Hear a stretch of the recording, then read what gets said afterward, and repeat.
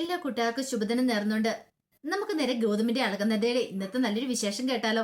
അങ്ങനെ ഇന്നത്തെ വിശേഷത്തില് ഗൗതം എന്ത് ചെയ്യണം നടത്ത് ആകെപ്പാടെ അസ്വസ്ഥപ്പെട്ട് നിൽക്കുന്ന സമയത്താണ് പിങ്കിയുടെ കോള് വരുന്നത്. രണ്ടു മൂന്ന് വട്ടം ഗൗതം കട്ട് ചെയ്ത് വിട്ടു. പക്ഷെ പിങ്കി വീണ്ടും വീണ്ടും വിളിച്ചോണ്ടിരിക്കുകയാണ്. ഗൗതത്തിന് ഇത് എന്ത് പറ്റിയെന്നോർത്ത് പിങ്കി വിളിച്ചോണ്ടിരിക്കുകയാണ്. അവസാനം ഗൗതത്തിന് തോന്നി കോൾ എടുത്തില്ലെങ്കിൽ പിന്നെ സംശയം, പിന്നെ നൂറ് നൂറ് ചോദ്യങ്ങളോ. അതൊരു കാരണവശാലും പാടില്ല. കോൾ എടുത്തിട്ട് എന്തെങ്കിലും പറയാം എന്ന് കരുതി കോൾ എടുക്കുകയാണ്. കോൾ എടുത്ത് കഴിയുമ്പോഴത്തേനും പിങ്കി വെച്ചു, എന്താ ഗൗതം ഗൗതം എന്താ ഞാൻ വിളിച്ചിട്ട് കോൾ എടുക്കാത്ത, എന്താ കട്ട് ചെയ്ത് വിട്ടെ, എന്തെങ്കിലും പ്രശ്നമുണ്ടോന്ന് ചോദിക്കേ. ഒരു കുഴപ്പമില്ലാന്ന് പറയണം. പിന്നെ എന്ത് പറ്റി ഗൗതത്തിന് സൗണ്ടൊക്കെ എന്താ വല്ലാതിരിക്കണേന്ന് ചോദിക്കും. ഒരു കുഴപ്പമില്ല പിങ്കി എന്ന് പറയാണ്. അല്ല എന്തിയെ നന്ദൂട്ടൻ എന്തേന്ന് ചോദിക്കണം. അവനിവിടെ ഉണ്ടെന്ന് പറയണം. ആണോ, അവന് കുഴപ്പമൊന്നും ഇല്ല അല്ലേ?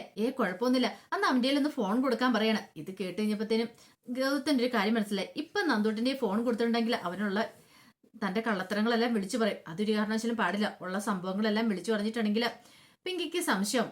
പിന്നീട് പറഞ്ഞു, അതെ അവനപ്പുറം ഇരിക്കുന്നുണ്ട്. എന്താ പിങ്കി കാര്യം എന്താന്ന് ചോദിക്കുകയാണെ. ഒന്നുമില്ല. അത് പോട്ടെ.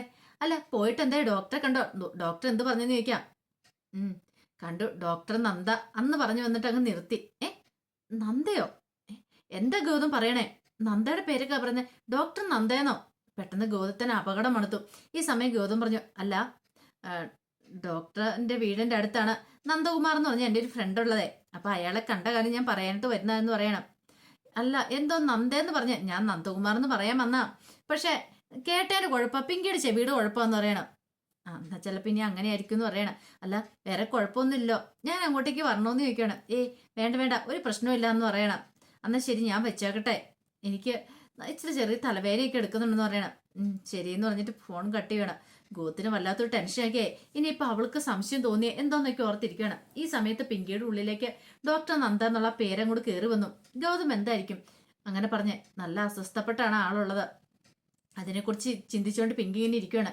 ഈ സമയം ലക്ഷ്മിയമ്മ അരുന്ധതി അങ്ങോട്ട് വന്നു. ലക്ഷ്മിയമ്മ വന്നു, എന്താ പിങ്കിമോളെ മിഴി അങ്ങും മനവ് അങ്ങുവാ, മിഴി ഇങ്ങും മനവ് അങ്ങുവാന്ന മട്ടിലാണല്ലോ ഇരിക്കണേ, എന്ത് പറ്റിയെന്നൊക്കെ ചോദിക്കണേ. ഒന്നുമില്ലാന്ന് പറയണേ. ഇത് കേട്ടപ്പോഴത്തേനും ലക്ഷ്മിയമ്മ പറഞ്ഞു, മോളെ നിനക്ക് എന്താ പറ്റിയത്, നിന്റെ മുഖമൊക്കെ എന്താ വല്ലായിരിക്കണെന്ന് ചോദിക്കും. ഒന്നുമില്ല.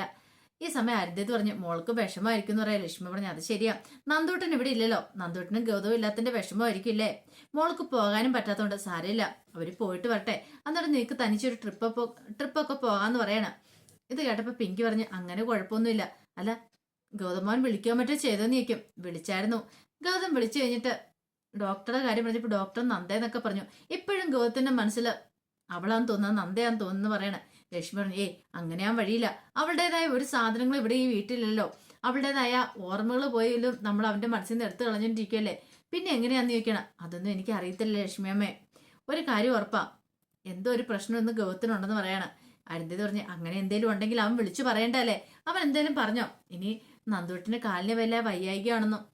അങ്ങനെയൊന്നും അല്ല, അങ്ങനെ എന്തെങ്കിലും ഉണ്ടെങ്കിൽ ഉറപ്പായിട്ടും അവന് പിങ്കിമോളെ വിളിക്കാതിരിക്കില്ലോ, പിങ്കിമോളെ വിളിച്ച് കാര്യങ്ങളൊക്കെ പറയൂലോ. ഇത് മറ്റെന്തോ ആണെന്ന് പറയണം. അവർക്കൊരു എത്തും പിടിയിട്ടും കിട്ടിയില്ല ഗൗതത്തിന് എന്താ പറ്റിയെന്നുള്ള കാര്യത്തിൽ. ഏറ്റവും കൂടുതൽ വിഷമം പിങ്കിക്കായിരുന്നു. പിങ്കിക്ക് സഹിക്കാൻ പറ്റില്ല. കാരണം ഗൗതം വീണ്ടും നന്ദയെക്കുറിച്ച് ചിന്തിക്കാന്ന് പറഞ്ഞാൽ അത് ഒരിക്കലും ചിന്തിക്കാൻ പറ്റുന്നതിൽ അപ്പുറമായിരുന്നു. ഈ സമയത്ത് നന്ദയ്ക്കുണ്ട് നിർമ്മല ഒരു ചായയൊക്കെ വെച്ച് കൊടുക്കുകയാണ്. ചായ വെച്ചിട്ട് പറഞ്ഞ് കുടിക്കാൻ പറയണം.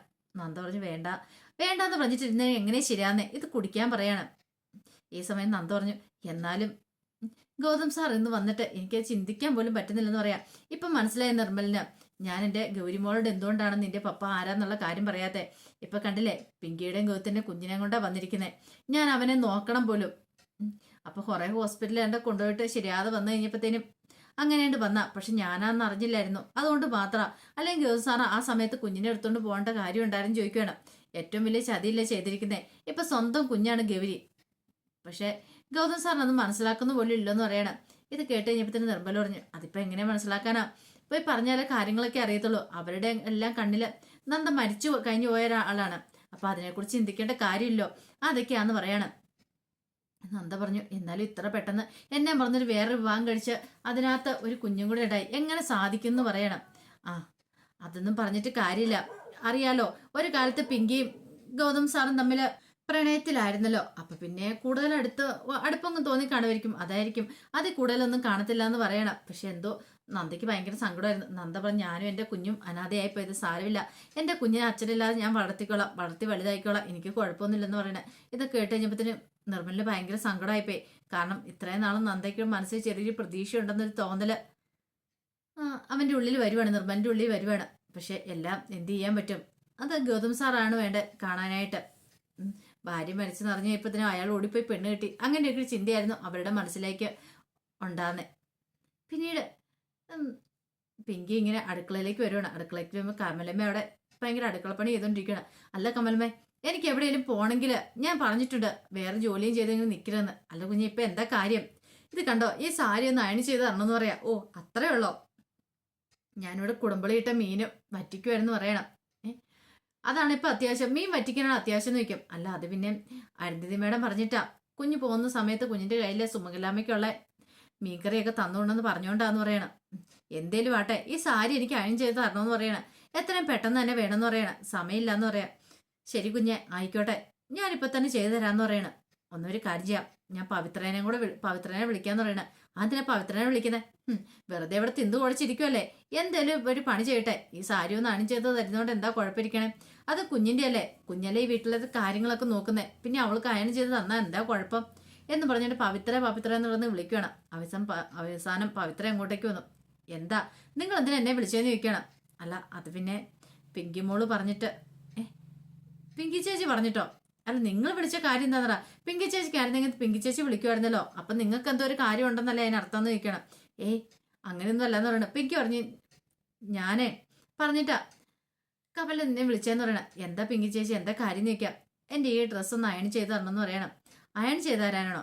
അതേ ഉള്ളോ? ഞാൻ ചെയ്തു തരാമെന്ന് പറയണം. ഈ സമയത്ത് കമല പറഞ്ഞാൽ ചെയ്തു കൊടുക്കുന്നുണ്ട്, കുഴപ്പമൊന്നുമില്ല. 4 നേരം മൃഷ്ടാൻ ഇവിടെ നിന്ന് വെട്ടി വിഴുങ്ങുന്നതല്ലേ, അപ്പൊ അതിന് ജോലി ചെയ്യുന്ന ആരാ? പിങ്കിമോളിലെ ഈ കാര്യങ്ങളൊക്കെ നോക്കണമെന്ന് പറയണം. പെട്ടെന്ന് പിങ്കി പറഞ്ഞു, കമലമ്മ എന്തൊക്കെയാ പറയണേ? ഇങ്ങനെയുള്ള വർത്താനം കൂടെ ഒന്നും പാടില്ല കേട്ടോ എന്ന് പറയണേ. പെട്ടെന്ന് തന്നെ നല്ല ദേഷ്യം വന്നു പവിത്രയ്ക്ക്. പവിത്ര ഇങ്ങനെ രൂക്ഷമായിട്ട് കമലമ്മേനെ നോക്കുകയാണ്. കമലമ്മയ്ക്ക് മനസ്സിലായി. കമലമ്മയോട് ചോദിച്ചു, അല്ല, ഞങ്ങളെ വെട്ടി വിഴുങ്ങുന്നുണ്ടെങ്കിലേ അത് ഞങ്ങളുടെ ഇവിടുത്തെ ഇതാണ്. അതിന് കമലമ്മയുടെ ഞങ്ങൾ അനുവാദം ചോദിച്ചില്ല. ഞങ്ങൾക്ക് ഇഷ്ടമുള്ള സാധനങ്ങളൊക്കെ ഞങ്ങൾ കഴിക്കും. വെട്ടി വിഴുങ്ങോ അല്ലാതെ കഴിക്കുമോ എന്ത് വേണം ചെയ്യും. അതൊക്കെ കമലമ്മയുടെ ആരെങ്കിലും ചോദിക്കാൻ പറ്റുന്നുണ്ടോ? ഇല്ലല്ലോ. ഞങ്ങളുടെ ഇഷ്ടത്തിന് ഞങ്ങൾ ജീവിക്കണമെന്ന് പറയണം. ഈ സമയം പിങ്കി കമലമ്മയോട്, കമലമ്മ ഒന്ന് കയറിപ്പോയിക്കേ, വേണ്ടാത്ത കാര്യങ്ങളൊന്നും തലയിടാൻ വരണ്ട കേട്ടോ എന്ന് പറയണം. ഒന്നും മിണ്ടാതെ അങ്ങോട്ടേക്ക് പോവാണ്. പിന്നീട് പവിത്ര വന്ന് സാരി അയൺ ചെയ്യാനായിട്ട് തുടങ്ങുകയാണ്. അയൺ ചെയ്തുകൊണ്ടിരിക്കുന്ന സമയത്ത് പവിത്രയ്ക്ക് കോള് വന്നു. ഈ സമയം പവിത്ര അങ്ങോട്ട് പോയി. അപ്പോഴേക്കാണ് കമലമ്മ അങ്ങോട്ടേക്ക് വരുന്നത്. ഇവൾക്കൊട്ടിരി പണി കൊടുത്തിട്ട് തന്നെ കാര്യം, അല്ലെങ്കിൽ തന്നെ ഇവൾക്കൊട്ടിരി പണി കൊടുക്കാൻ നോക്കിയിരിക്കുമായിരുന്നു. ആ തേപ്പൊട്ടി എടുത്ത് പതുക്കിയ സാരിയിലേക്ക് വെച്ചു. ഇവിടെ ഇരിക്കട്ടെ, ഇവിടെ ഇരുന്നത് കത്തി ഉരുകട്ടെ അങ്ങോട്ട്. ആ പവിത്രക്കിട്ട് 2 കിട്ടേണ്ട ആവശ്യമുണ്ട്. അങ്ങനെ കരുതിയിട്ട് കമലമ്മ അതങ്ങോട്ട് സാരിയിലേക്ക് തേപ്പൊട്ടി എടുത്ത് വെച്ചിട്ട് അങ്ങോട്ട് മാറി പോവാണ്. ഈ സമയം ഫോൺ ചെയ്ത് കഴിഞ്ഞ് പവിത്ര വരുന്നതിന് മുമ്പ് തന്നെ പിങ്കി അങ്ങോട്ടേക്ക് വരുവാണ്. പിങ്കി വരുമ്പോഴത്തേനും കരിയുന്ന മണം കിട്ട് നോക്കി കഴിഞ്ഞപ്പോൾ തന്നെ സാരി ഉരുകിക്കൊണ്ടിരിക്കുകയാണ്. പിങ്കിക്ക് ദേഷ്യം വന്ന് പിങ്കി കമലമ്മയെന്ന് പറഞ്ഞ് വിളിക്കണം. അപ്പൊ തന്നെ കമലമ്മയും കൂടെ വന്നു. എന്താ ആ പവിത്ര എന്തേന്ന് ചോദിക്കുകയാണ്. അയ്യോ, പവിത്രയോട് സാരി തേക്കുന്നുണ്ട്, സാരി ഒന്നും തേക്കുന്നില്ല എന്ന് പറയണം. അപ്പോഴാണ് ഫോൺ വിളി കഴിഞ്ഞ് അങ്ങോട്ടേക്ക് പവിത്ര വരുന്നത്. പവിത്ര അടിച്ച് പിങ്കി ചോദിച്ചു, എന്താ പവിത്ര ഈ കാണുന്നതെന്ന് ചോദിക്കുക. എന്താ ഈ സാരി നീ കത്തിച്ചെന്ന് ചോദിക്കുക. അയ്യോ, ഇതെങ്ങനെ കത്തി? നീ തേപ്പോട്ട് ഇത് വെച്ചിട്ട് പോയതെന്ന് പറയും. ഇല്ല ചേച്ചി, തേപ്പൊട്ടിയെ മാറ്റി വെച്ചേന്ന് പറയാം. വെറുതെ കള്ളത്തരം പറയണ്ട പവിത്ര എന്നൊക്കെ പറയാം. പക്ഷെ പവിത്ര പറഞ്ഞതിന് വിശ്വസിക്കാനായിട്ട് കൂട്ടാക്കുന്നുണ്ടായിരുന്നില്ല.